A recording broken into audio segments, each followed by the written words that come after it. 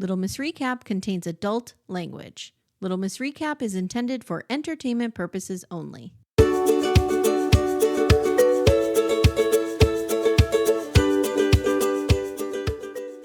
Hi everyone, welcome to Little Miss Recap. My name's Amy. I am Amanda.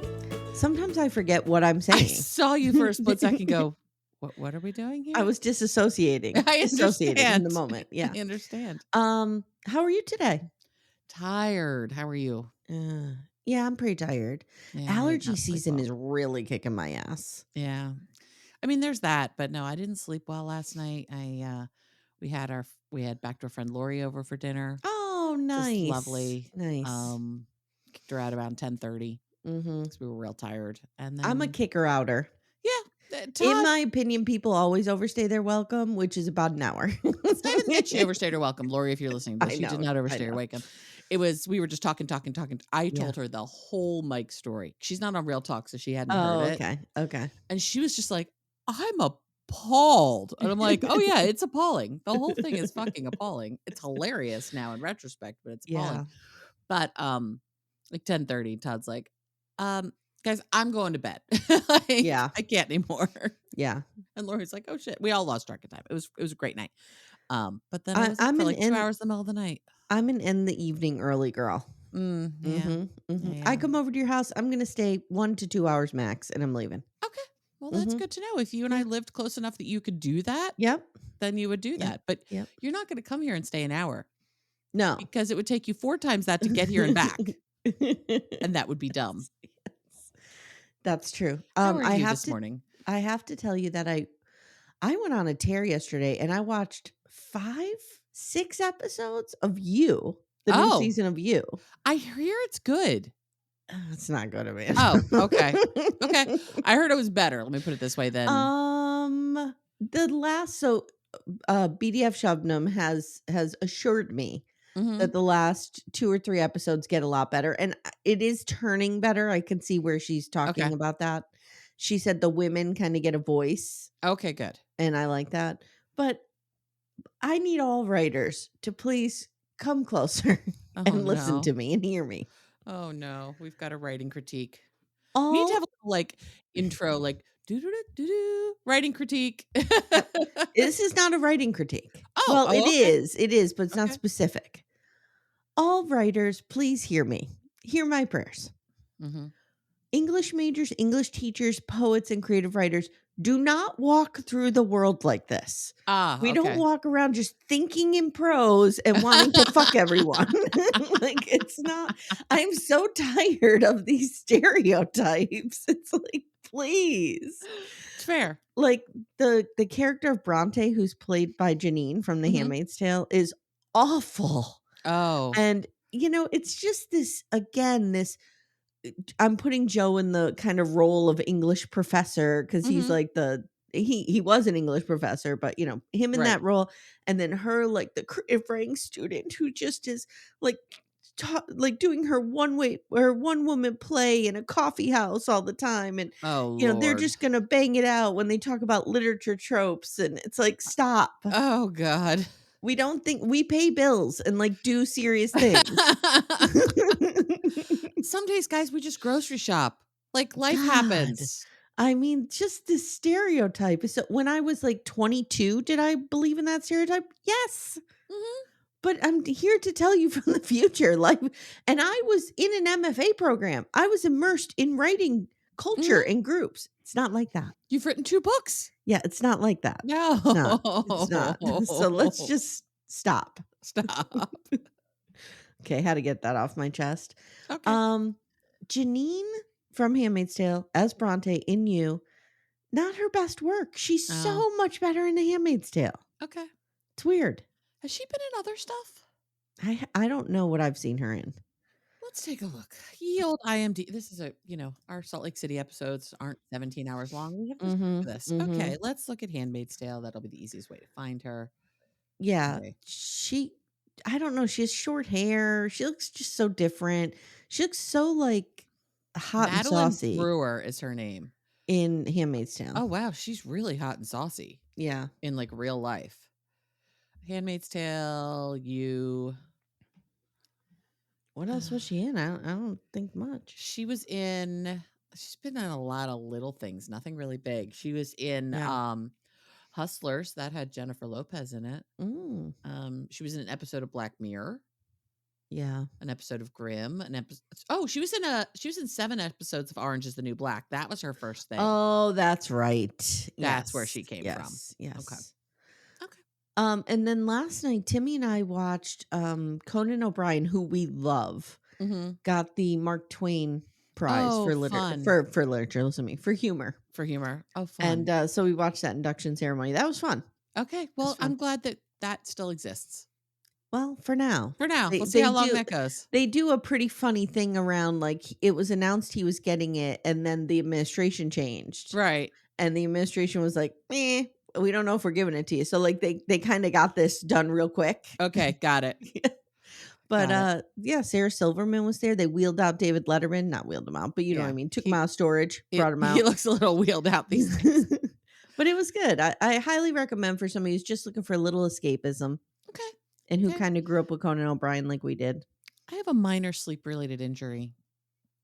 I threw my back out last night in bed. No. Okay. I was like, I don't even know what we were doing, but I was joking, and I shimmied, and it hurt my back. Okay. Anyway, so I was up for like 2 hours in the middle of the night trying to get comfortable, that's probably a good part of why I was awake. And then I must have fallen asleep. And sometimes when I want to stretch my arm out, I will stick my hand, this is going to sound grosser than I mean, but between my thighs. Like just kind of lower towards my knee, just to kind of keep my arm stretched out. Yeah. Well, I must have fallen asleep like that because I woke up and my hand was like sound asleep in like a real weird, like, I don't know. I must have been bending my elbow in a weird way. Oh no. Or not my elbow, my wrist. And so now I'm like, now your wrist is hurting. My wrist and my hand hurts. This is what it is to be a lady of a certain age. I don't have time for this, people. If you're the 2 millennials who listen, actually, we have a lot of elder millennials who listen. We do. If you are the 2 Gen Z people who listen, who I gave birth to, this is what you have to look forward to. It's good times. You hurt yourself just sleeping.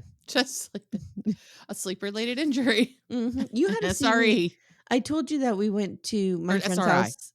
I told you we went to my friend's house and I jumped in the hot tub real quick. Yes. You had to see me trying to get out of that hot tub. Speaking of ladies of a certain age, I'd have Timmy like practically lift me out. Oh, yeah. All right. Okay. You ready to do this? Let's talk about these ladies. Speaking of hot tubs, this is Hot Tub Confessions. Meredith Marks. I figured out part of it is, and Todd was dipping in and out as I was watching this on Saturday. I'm like, look at her mouth. Half of her mouth doesn't move. To which he says, her entire face doesn't move. I'm like, well, that's a good point. She's been Botoxed to within an inch of her life. But it almost looks like there's like a Bell's palsy or something. Like, that's what a lot of people are saying. Is there a Bell's palsy situation? Yeah, it's sort of, I mean, my mom had Bell's palsy. It does not look dissimilar. Yeah. Than what she did. So I no, wonder she does the old timey gangster voice. But then we have, I'm Lisa Barlow. Like we have the deep Lisa Barlow. Yes. So I got to work on that a little bit. Okay. You'll get there. You need an entrance phrase. Yeah, I do. Yeah. All right. So this is Real Housewives of Salt Lake City, season 1, episode 8, Hot Tub Confessions. We have a couple random scenes that we open with. Robert is using Mary's credit card to buy his girlfriend expensive shit. And she rightfully was like, let's not buy Prada purses till we're like engaged to somebody. Yeah, rightfully that so. Seems like a good, don't buy extraordinarily expensive gifts to someone you're just dating when you're 17. Yeah. Justin and Whitney, they have quite the sex life. And we learned that they do a little bit of role play, which is fun. I love the two of them. I do too, but I'm starting to have a problem with Whitney, and we'll talk about it. Oh, okay. I feel like she is gossiping all over the place about. Oh, she's a gossip. I don't like that. And Heather shuts her down. Heather does shut her down. Yeah. Jen Shaw's son is sick, and she thinks since Sharif Jr. is training to be a doctor that he could just feel him and tell what body temperature he is. It's not how that works. No. I mean, when I was a little kid, my dad would kiss my forehead and he could tell if I had a fever, but he couldn't. If you had a fever. If I had a fever, but he couldn't come up with like a body temp. Right. He wasn't just be like 102.3. Right. He'd be like, oh, fever. We should probably take her temperature. Yeah. Yeah. You mean as his medical training advanced, he wasn't able to just, No, I don't think at any point. Okay. I mean, it's been a long time since I've had a fever and had my father tend to me, but I don't feel like he could kiss my forehead and come up with a number that was accurate. So our first scene is Heather is expanding Beauty Lab and Laser and stops by to see the progress. She says she always wanted to own her own business, and she recalls when she was a wife and mother, she was raising kids, and they were super fucking rich, Amanda. She says they had limitless money. So she says the success she's feeling here, and I kind of get this. When you read her book, it becomes, you really start to root for her. I really was rooting for Beauty Lab and Laser's success because she's an entrepreneur and has started multiple businesses and is always doing something. Well, and she says, this reminds me of who I was before I got married. Yep. And like, I remember when I came out of my first marriage, that relationship was long. I was in the marriage for only like a year and a half, but I was with him for like 9 years. And I remember just doing simple things that I was like, oh, this reminds me of who I was before I got into that. Yeah. And it's like such a reconnection with not only your younger self, but just your like true identity. Yeah. And I like Heather. I like her too. She says, I'm afraid I'm going to regret this at some point, but for right now, I'm a real Heather stan. I really like her. She says that, before she got married, she felt like she had a real seat at the table and she had something to contribute. And I'm sorry for her that her marriage took that from her. Yeah. Because every woman should feel like they have a seat at the table. Her ex-husband sounds like a real wackadoo. Okay. Meredith is at the store and Brooks calls, "Hi, how are you?" I'm over like, this what kid. is with this kid? I am over him. Again, 8 episodes in, I'm real over this kid. I have to say, one of the BDFs. Yeah. Okay, so I want to talk about 2 things about Brooks. Number one of the BDFs who doesn't watch the show started watching after listening to our recaps. Oh boy. And they were stunned to learn that Brooks is an adult. They thought he was a little baby. He acts like one. Yeah. Yeah, pretty much. Second of all, well, I'll save my second point. Okay. So he's like, "Mom, we need more stock of my suits in your stores." You mean your masking tape Gap store? Right. Gap big Sweats track you bought suits? from the Gap? Okay, Wow. kid. So Meredith tells him, "Your dad is coming into town to go snowmobiling." And as she's on the phone with him, Seth comes in while they're on the phone. And he's like, "Oh, hey, Brooksy. Hi. Thanks for coming to my show, Dad." Come on. Okay, now we're beating a dead horse. Oh, God. I get him the day of being upset, but like, stop. Now we're beating a dead horse. So Seth apologizes and says, "I'll never miss one again." And, him and Meredith talk, and he's like, "I'm here to do some damage repair with Brooks." And Seth and Meredith chat, and he says, "I didn't go because I didn't want our issues to overshadow his big day." This makes me feel a little better about the fact that Seth didn't come. I'd be Again, like, I know. Brooks is being a big baby. Now, I will say if this. I had known it had just been one sweatsuit with some duct tape on it, I wouldn't have been quite so defending a Brooks. Well, and I will say this. If it wasn't Brooks, I might see your point, but this kid is such a whiner. God. Insufferable. Oh, Jesus. I apologize to Dan Levy. And is that who plays David Rose? Yes. Yes. That we maligned him in this way by likening this asshole to you. I apologize to David Rose, the fictional character. I apologize to all the Rose's fictional characters. I apologize to the writers of Schitt's Creek and the viewers. Right. And Dan and Eugene Levy. Yes. And Annie Murphy, too, because she was there a lot. Yes. We apologize to her, too. So he says, okay, Seth, he does the Cody Brown here. He needed time to do his introspection, his discovery, and to cleanse himself. I wonder if he had experiences. He says, "I realized I was too career focused and I never grew as a husband. I want you to give me the chance to catch up to you. If you want to put the work in, I will do 10 times the work." Okay. I think this is all fake. Okay. That was my second point. Oh, okay. You don't think they've had a riff in their marriage at all? No. Okay. I don't know. I don't know. I just think this is such bullshit. So, I'm not into him anymore, by the way. Good. She kind of says, "Oh, this was very different from every other separation we've had, but how many have you had? I did realize that I missed you and it was sad and I don't want this." So they made up. Okay. How many separations have they had? That was my question. That's why I think this is fake. Yeah. I mean, I'll give you one. I mean, in a 25-year marriage, sure, I'll give you at least one. Sure. Yep. Where you look over the precipice and go, do we want to make this jump? Maybe I'll even give you 2. But if we're saying all of our separations, that says to me more than 2. Well, Seth wants to continue the journey in a 2.0 way. This guy is a douchebag. Just the way he talks. He has that tech bro feel to him. It kind of does. It kind of does. Okay, so they kiss. Little Miss Recap will return in a moment. For ad-free episodes, visit littlemissrecap.com/support. All right, scene number 3. Lisa and John Barlow go to dinner. Oh, my Lord. Todd was appalled watching this. Well, somebody kind of came for me about something I said for Lisa, and I want to address it when I'm done with this scene. Okay. So she said, Lisa goes in. She's like, I'm Lisa Barlow. You know me. I'm the Sundance Queen. Can I get a seat? So she says, I know every single bar and restaurant owner in the state, so I could get a reservation anywhere. I have a question for you. Okay. Who fucking talks about themselves like this? This bitch. Oh my God. Like, I could see if she was like, imagine the difference if Lisa in her confessional was like, you know, running a liquor business has its advantages. Benefits. I have so many connections. Yeah. It helps me get reservations. Yes. That would be a very different way of saying it. It's so self-grandizing. Like, It's just so like. She really likes herself. So this is their dinner conversation. Ready? Oh, John, people are all up in my DMs after Sundance asking me how I can possibly do it all.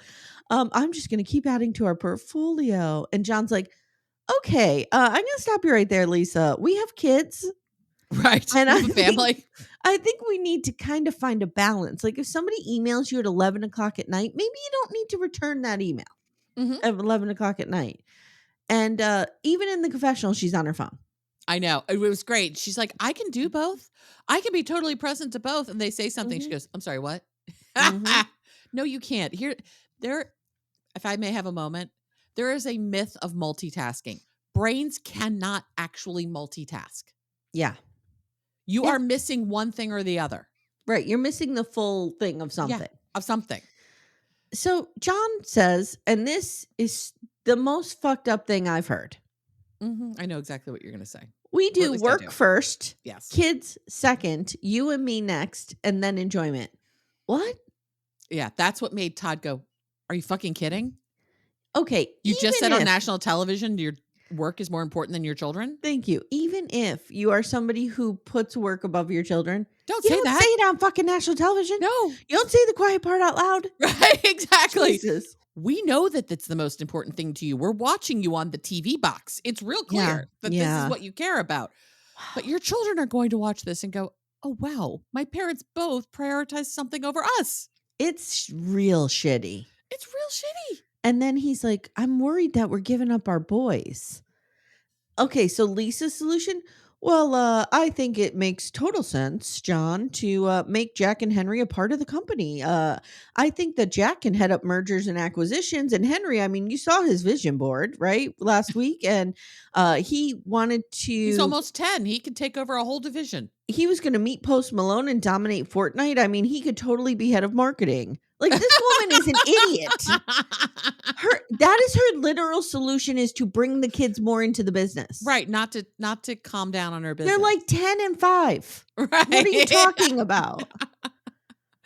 They're like 10 and 16, but whatever. Still, it's regardless. This is not the answer. So one of the things I want to talk about is a BDF came for me and asked me why we cut men more slack. Like, I'm in one side of my mouth, I'm saying Seth didn't need to go to the fashion show.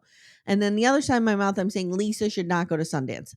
I understand it sounds like I'm making those two are equal in but it's not. First of all, Brooks is an adult. Yeah.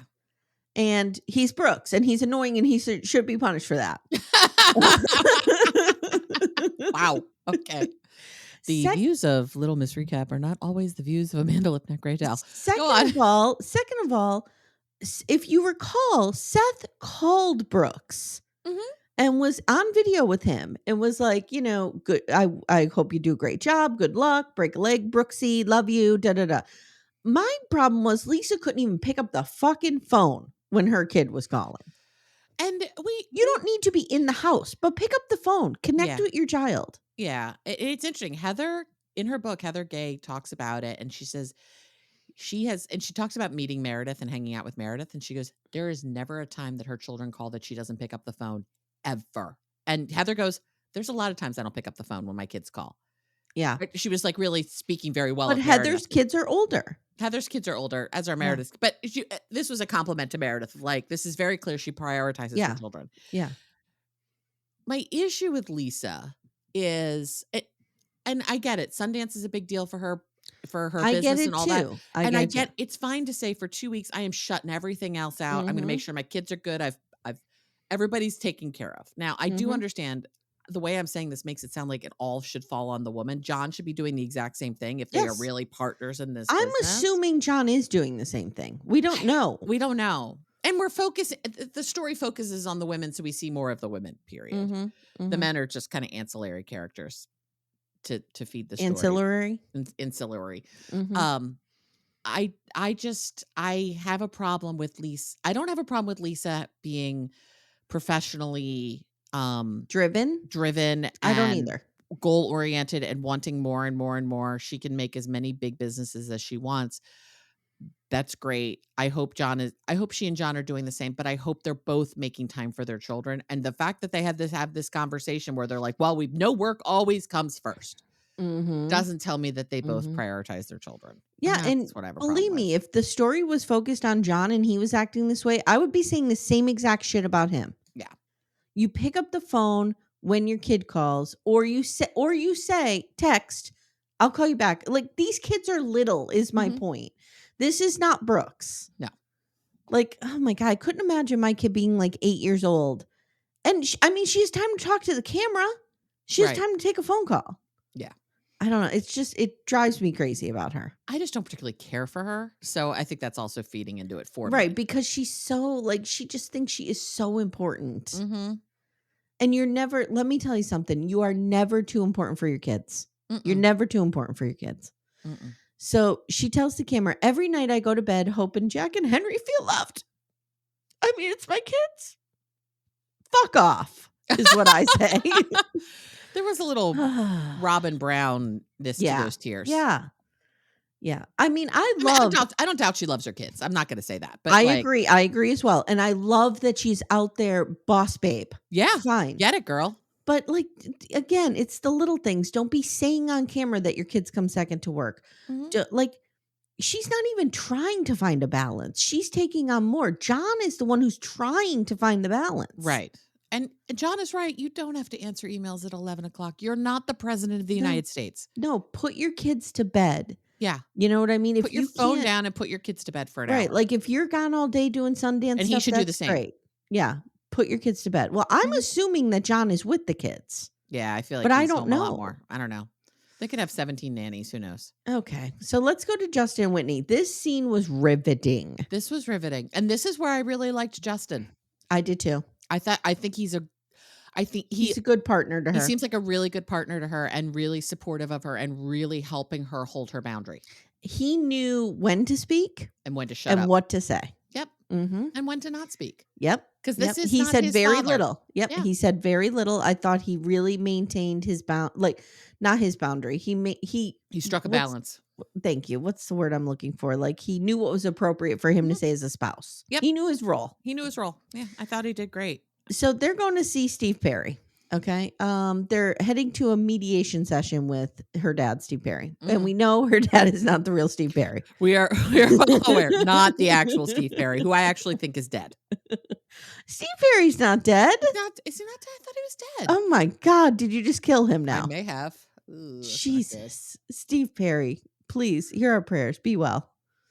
Yeah, he's alive. He does not look the same though. Yeah, wow. He's alive. Oh, I want to see him now. Hold on. I'm sending you this picture. Wait, no. Steve Perry now. Whoa. Wow. He looks like my Italian grandfather. Wait till you see this one that I just sent. Did you send it in text? Yes. Okay. It does kind of look like an Italian grandfather. He really does. Hold on. I'm looking. Oh, wow. Yikes. Does not look the same. No, not the same. Okay. Not the same. Okay, right. go ahead. Well, so Whitney received an SOS text from him because he's getting a roommate in sober living and he's losing his mind. Mm-hmm. She tells the camera, this is an easy excuse for him to leave. He's acting like he's on vacation. He is in sober living and he's there to work to get better. Yeah. Yeah. Okay. It's Look, true. what this woman has been through with him, I'm not going to cast judgment on anything she says. She's been through it. Mm-hmm. So Steve Perry has a little cap on. He's got a little, what do you call beanie? it? Yep. And they're in the family room and Elsie is there. She's Steve's counselor and she kind of leads this discussion. Mm-hmm. And the things that Elsie must have seen and heard in her time. Whoa. I know. I would love to just talk to Elsie. Yeah. Mm-hmm. Tell me all about this. Steve says that he was very clear that he could not have somebody in his room with him. Very clear. Okay. Well.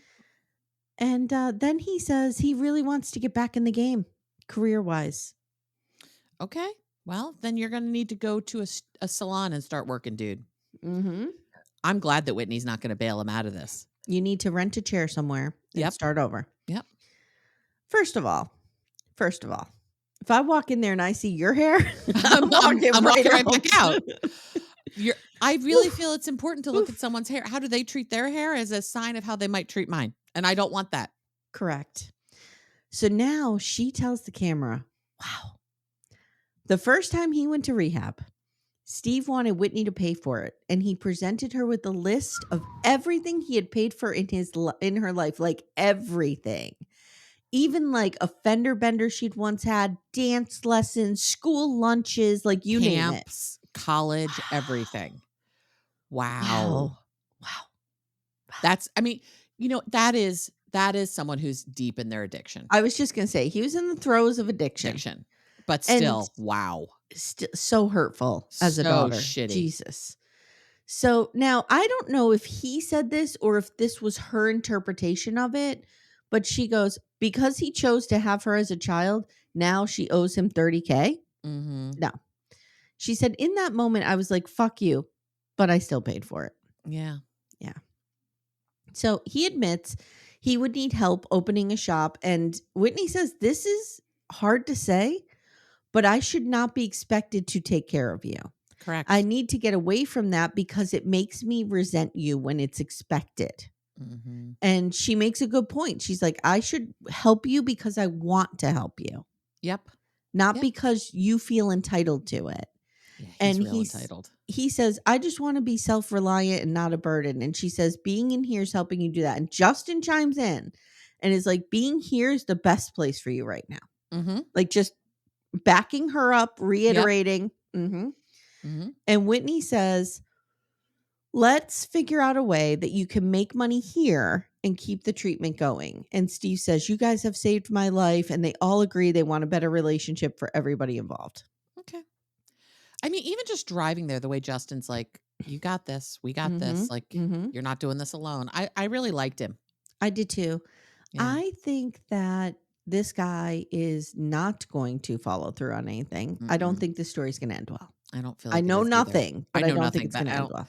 I don't feel like it doesn't feel like he's done. You know how they say when you, and I've known many addicts in my life, when you, I mostly have had experience with alcoholics, but they say when you reach the quote unquote bottom, right? That you just have this, what's the word I'm looking for? Humility about you. This guy doesn't have that. No. He still has a lot of entitlement around stuff. And that to me says he's not ready. Yep, I agree. Yeah. All right, the group activity, because we always have to have one. Absolutely. Snowmobiling. This looks fun as fuck. It did look fun. I would do this in a heartbeat. Jen is like, I have no idea what's happening with Seth and Meredith. You missed Brooke's show, but you come in for snowmobiling. Okay. I mean, just if you wrote it down and said this guy came in to just go snowmobiling with his wife versus something big in his kid's life, just on paper, doesn't look good. It's not a good look. So they drive up the mountain, they meet their guides, and I love how Heather just owns being single. She does. She I does. love it. It's great. Yep. I love her. Like, she didn't feel like she needed to bring a friend or one of her daughters to this. Like, Nope. she's just like, I'm going solo. Yeah, and I'm good. Yep. They have a small fire afterwards. They gather around. People wipe out. Like, it's fun. Yeah. And everyone is weirded out to see Seth and Meredith together. They're like, what's going on? We thought they were separated. And now they're like being all flirty and, no, we're not separated. We're together. We're snowmobiling today. So everyone acts like they've never met Coach Shaw. Hi, who are you? How did you meet your wife? Well, I think they see him once every 7 years. He's kind of like the Hail Bop Comet. I think that's how often he comes through town. Yeah, don't tell Doe and Doe and Deer Ray, or whatever their names were. And we'll have a whole sneaker cult happening. Little Miss Recap will return in a moment. For ad-free episodes, visit littlemissrecap.com/support. So Coach talks about how sweet his wife was when he met her, and they're all like, what? This bitch? Have you met her? Have you met her? Now they're all packing up to leave, and Whitney beelines for Heather. And of course, so don't forget, Jen told Whitney that she saw Meredith with somebody dude. Else. Whitney is telling anyone who will listen, and this is the side of Whitney I don't like. I understand. I agree. She's running over. She's telling Heather. Now, I'm sure also at some point, some producer came to her and was like, maybe, Whitney, I need you to go have this conversation right now. Maybe. So Heather says, yeah, Jen mentioned it, but like, I'm not interested. No, thank you. Heather shuts it down. Yeah. Thanks, but no thanks. Heather now tells the camera, Jen was showing Heather. So Jen's a problem too. Don't get me wrong. I'm not just saying Whitney's the problem. Jen is the fucking problem. Jen's too. a fucking problem. Jen in every way, shape, and form. Jen was showing me pictures of Meredith with some guy, and she swore me to secrecy, but clearly Whitney knows. So Jen's been talking. Yep. Yeah. Jen's telling everybody and swearing them to secrecy. Jen Shaw, and I had a friend like this in my life, was the kind of friend who would say, I need to come to you for advice. And you would spend 3 hours with this person, giving them advice and turning yourself inside out, trying to find a solution for their problem, only to find out they're doing that to everyone in their life. Right. They're getting that same advice. Yes. Getting that everybody's same sob story. Yep. All right. So the final scene, Meredith and Seth and the Barlows go back to Shaw Chalet. Because she invites everybody and most people are like, I got other plans. I got something to do. I have to go clean my andirons. Seth is grilling Coach Shaw on the restrictions about being a Muslim. And Seth says it just sounds a lot like Mormonism. And it does, some of the restrictions. Very similar. Coach Shaw goes, do you believe having a liquor company is at odds with your religion? Oh, whoa. Snap. Whoa. Lisa's like, the way I look at it, it's so personal. I don't look at our businesses as being religiously wrong. See, I'm a cultural Mormon. Okay. Oh, I'm sorry. She's not a cultural Mormon. What does that even fucking mean? It means that I'm doing Mormonism the way I want, and I am cafeteria style in it, and I'm picking what works and chucking what doesn't. And don't tell me I'm not a Mormon. Well, she likes to choose. She's a big choice girly. Well, good for her. Her body, her choice. Yeah. So Seth advocates for them all becoming Jews. Yeah, why not? Okay. Yeah, why not? Now and then says I'm going to start a Jewish church. Todd was also in the room for this, going, "What? What?" I didn't hear that part. Yeah, he's like, "Oh yeah, I'll start like a liberal Jewish church." Todd's like, "What? No, not a thing." There is a liberal Jewish church, which isn't a church, but it's also called the Reconstructionist movement. So go there. Jesus Christ. So the girls go in the hot tub and the men are playing shuffleboard. Yeah. Jen and Sharif separately talking about the loneliness of him being on the road, recruiting, and it devolves into the men bitching about the double standard of traveling. Because Sharif is like, what you guys don't see is when I'm home, she's gone. Yeah. But that's not a problem. It's only a problem when I'm gone. I'm like, okay, come on, stop. Also, I don't know. I don't know a fucking thing about being a college football coach and recruiting and all that. And I'm sure it is a lot of travel and a lot of going to see kids play in high schools and all that shit. I think it's intense because you know how we value sports in this country. We do, but shouldn't that traveling only really be during like a specific time when these kids are trying out? Well, that's the thing. Like, okay, so on Ransom Canyon, Oh, okay. They're in the middle of nowhere, and a scout came to see the cheerleaders at a Monday Night Football game. Mm-hmm. That's not how. Well, I mean, things like that do happen. I know how these things work. Yeah. No, I don't. I don't know. How these things work. I feel like most of his travel would be during footballs. Oh, what is he? Oh, does he do basketball? No, football. He does football. So it would be in the fall. Like, why isn't he around in the spring? I don't know. I mean, I get that there's probably like a 12-week period that sucks. Yeah. Yeah. But I don't know. Shouldn't he be home during home game week? Is he in jail too? We don't know. Okay. We're not Googling because we don't want to know anything. I don't want to Google. Okay. So John says he and Lisa work together, and he's like, we're physically in the room, but that's it. And she's out in the hot tub going, I expect John to fully take care of me, financially, emotionally, physically, sexually, everything. Wow. The way she said that, I was like, and what do you bring? I know. It'd be fine if I said, I expect him to do all this because I expect to do all of this for him. Yeah. But there was no second part of that.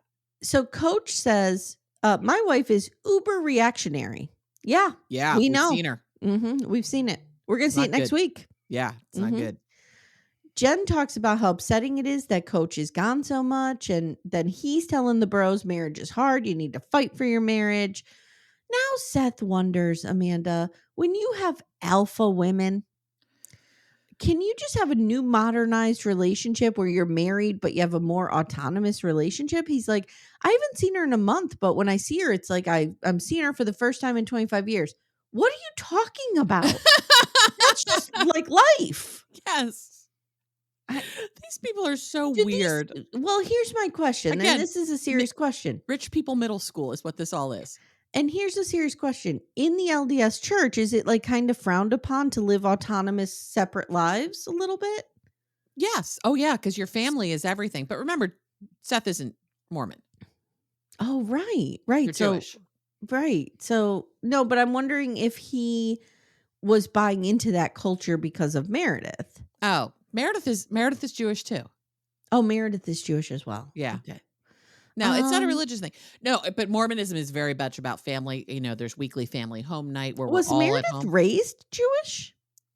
Or did she convert? I forget. Hold on. Be careful. Yeah, I know. I'm gonna get in trouble here, and I don't want to get in Just trouble. Google, was Meredith Marks born Jewish? Like raised Jewish. Because I'm interested to know this. I'm very proud to be Jewish, but I'm not highly religious. She had her bat mitzvah in 2024. She married Seth. Why is Meredith converting? I never had a bat mitzvah when I was growing up. Wait, okay. Hold on. Was Meredith marked? Guys, this is thrilling content. We know. Born Jewish. But we need to find out. She was born into a Jewish family. She identifies as Jewish, has publicly affirmed her Jewish heritage and faith. Okay. All right. So, yeah, I don't know. It seems like he's discovering what the rest of us have known for some time, which is you could be two independent people in a marriage. Yes. Yes. Maybe the culture around them just didn't allow for that. Maybe. Well, yeah. I mean, Mormon culture is very much, again, about family.